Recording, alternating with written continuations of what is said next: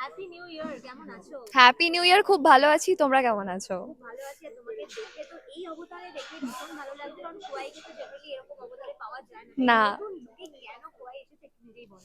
2024-এ খোয়াই কুস্তি করছে। খোয়াই শুধু কেন, সোহাগ, পিঙ্কি বৌদি, আমাদের মেয়ে যে ফজটা আছে, সোহাগ সাথে তারা সবাই এখন কুস্তির আখড়ায় নেমেছে। সুতীর্থ আমাদের কোচ, কারণ এখন একটা অন্য ট্র্যাকে যাচ্ছে সোহাগ চা, তো সেই জন্য তোমরা আমাকে এইভাবে দেখতে পাচ্ছ। আমার নতুন রূপ আমার খুব ভালো লাগছে, যেখানে আমাকে শাড়ি পরতে হচ্ছে না। Though I love to wire sari, কিন্তু এটা আমার খুব ভালো লাগছে। এরকম একটা শুটিং হচ্ছে যেখানে লিটারালি কিন্তু উল্টে পাল্টে ফেলা হচ্ছে এইদিকে আছে পুরো ভর্তি, এখানে কুস্তির আখড়ার ফটো আছে। তো সেটা কতটা এনজয় করছো বা তার জন্য কি কি প্রিপারেশন নিয়েছো?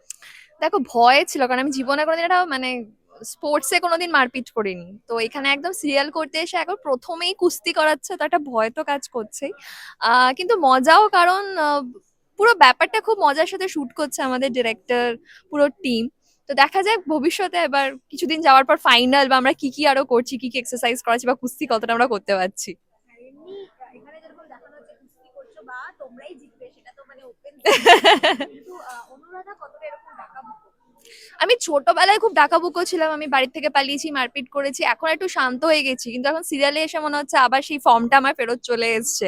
আবার একটা কিছু মারপিট বা একটা কিছু হাতাহাতি করতে ইচ্ছা করছে, বাট যেটা রাস্তায় করতে পারি না, এখন শুটিং এ করে ফেলছি। সব রকম চ্যালেঞ্জকে সবসময় এরকম হাসি মুখে ওয়েলকাম করে অনুরাধা, তাই তো? হ্যাঁ, কোনো উপায় নেই তো। Thank you so thank you much. So much.